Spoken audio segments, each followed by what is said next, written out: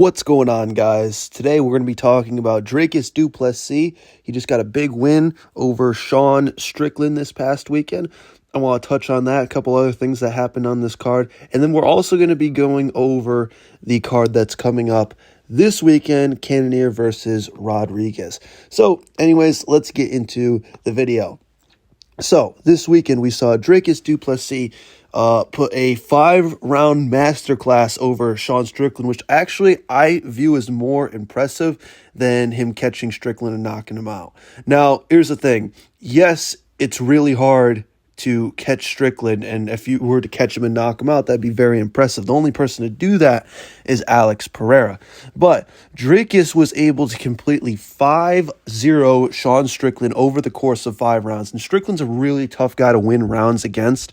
And Dricus just kept it out at kicking range. He was kicking him, and then as soon as Strickland was in punching range, he would throw a hard shot, and Strickland would, back up and they would be out of range again, or they would clinch. He didn't even initiate much wrestling. I think he shot 1 takedown and he got it. So that was a fantastic performance from Dricus, and now he's got 2 title defenses. His resume is actually pretty good looking at things now.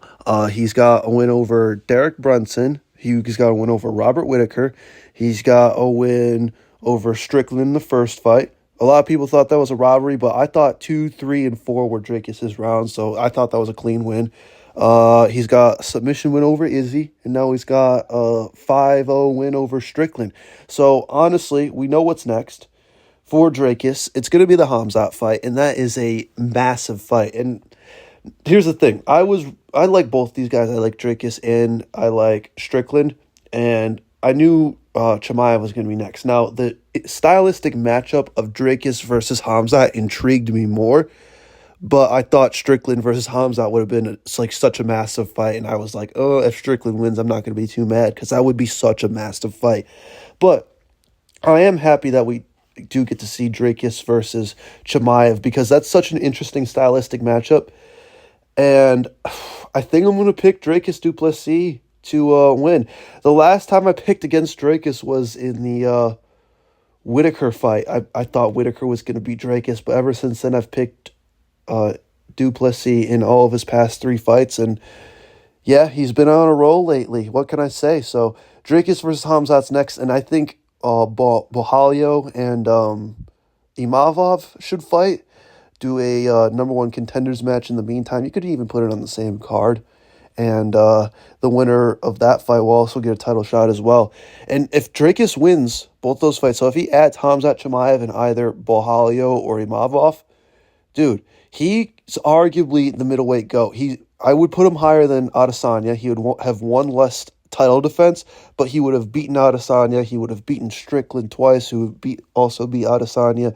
He would have finished Whittaker, which is, a lot better than what Adesanya. I mean, I get it, Adesanya did that in the first fight, but an improved version of Whittaker, which is what we've seen in the second Adesanya fight. That would be a more impressive win. So yeah, Dricus du Plessis, man, he's on the verge of middleweight GOAT status, man. He's doing a lot of really good work, and I did not see this coming when he first signed in the organization. I thought he was a great fighter. He's going to be a tough fighter, but I did not think he was going to be one of the greatest middleweights we've ever seen. So good stuff from Dricus.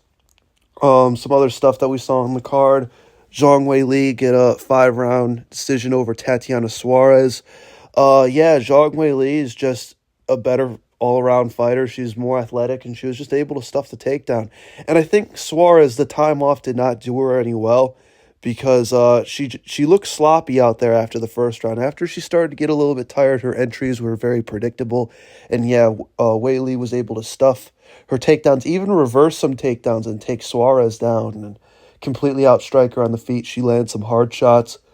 So, Zhang Weili, I think the fight to make next is her moving up. But here's the thing. You got Valentina Shevchenko. She needs to fight Manon Fiorot. I think that's the next fight for Valentina. And Zhang Weili seems to like to take her time between fights, so I don't think that should be too much of a problem. Taliesin Teixeira, he's a big, strong, athletic heavyweight, so I would give him a top 15 opponent. And yeah, pretty much the rest of this card. I mean, as we expected, nothing much. I guess there was an upset here. Jack Jenkins versus Gabriel Santos, but that's about it. Now, let's go to Cannonier versus Rodriguez, which is this weekend. Oh, man, this is interesting. I keep going back and forth on this one. They got Rodriguez as a minus 225 favorite. But the thing is, when I look at this stylistic matchup, I think Cannonier is the cleaner striker, and I think Rodriguez is chinny. And he has been knocked out before. But there are some X factors I think you need to take into account. Is the size of Rodriguez. He's going to have a wrestling advantage. And Cannonier's 40 years old, and he's been knocked out basically in his past 2 fights. I get he went to a decision with Bohalio, but he took some massive damage in that fight. It's tough, man, because I can go either way with this pick, but I don't think this fight is going to the scorecards. Let's just say that. I think it's going to be a finish probably in either the second or third round for either guy. Now, I can see Rodriguez coming in kind of sloppy, getting caught and just knocked out cold. Or I can see Rodriguez taking him down, wearing on Cannonier, using some elbows and knees in the clinch, and TKOing him up against the fence, which is what I think I'm going to go with my prediction here. I'm going to go with a Gregory Rodriguez TKO up on the fence, but I don't think those odds are right. I think this is literally a coin toss of a fight right here. Calvin Kattar versus Yusuf Zalal. The thing with Kattar, man, is just he's been so inactive lately. He's had a bunch of injuries. He's taken a lot of damage, and in his last time out, it was not really that great of a look against Aljamain Sterling. He kind of got ragdolled the entire fight. And Zalal, I believe, is on like a 4 or 5 fight win streak. Let's see what it says here.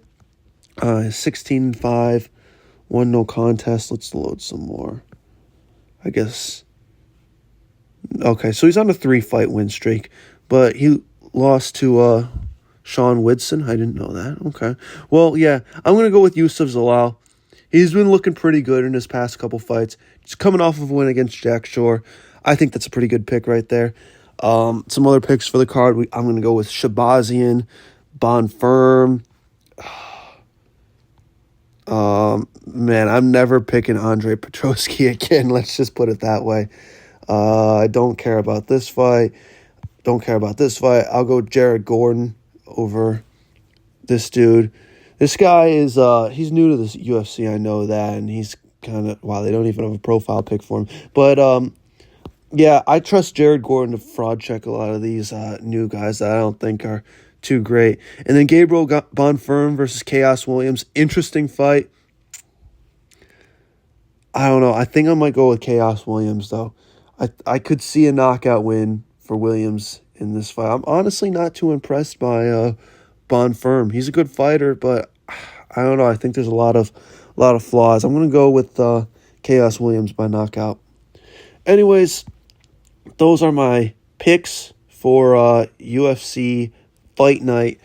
Rodriguez versus Cannonier, or Cannonier versus Rodriguez. Touched on that. Touched on the UFC 312. So thank you all for sticking with me for this whole video. Make sure you like and subscribe, and I'll see you guys in the next video. Peace.